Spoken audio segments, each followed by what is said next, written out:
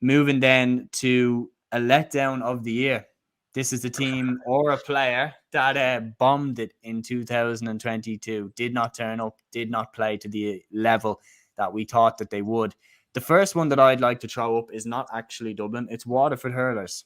Yeah. After the 2022 league, everyone was backing them to be Limerick's direct rival for Munster and the All-Ireland, and it just never materialised. Yeah, like, and you could argue the Waterford one is worse than Dublin, because at least Dublin came back and made a bit of an attempt of the championship.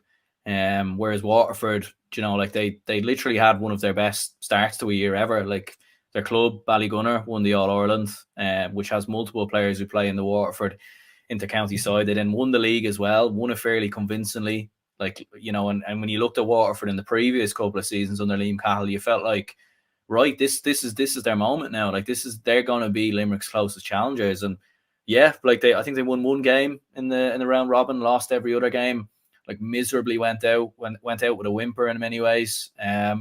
And yeah, it was very surprising. Obviously, Liam Cahill's since gone away.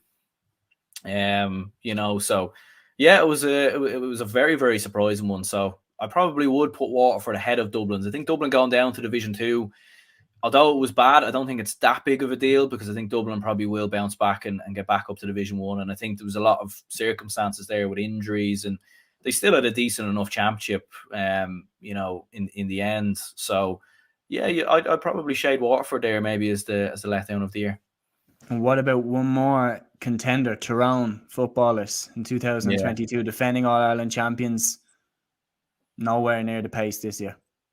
Yeah, like very, very disappointing year. Like, and players opting out and not making themselves available. Like, it was strange, like, because they stayed up in the league in the end, beating Kerry and Mayo, and you thought, right, they've taken a bit of while. You know, obviously there's a bit of maybe celebrating from the All-Ireland and everything else, but yeah, then the championship came around and they just went back to being poor again. Like, comfortably beaten by Derry, and then fairly comfortably beaten by Armagh as well. Like, I know they beat Fermanagh in the opening game, but even that was far from convincing as well. So, yeah, you could probably put Tyrone in there, maybe even Meath as well, who I thought, Meath, yeah, you know, like, possibly, I suppose Cork made a bit of a stab in the championship in the end, but considering all the young players that's been hyped up in Meath for the last couple of seasons, like, to barely stay up in the end in Division 2, and then, although Clare are a very good side, like, they kind of beat them out of the gate in that qualifier, so maybe them. But again, it's a hard one with Meath, because maybe that's just the level they're at, really. Like,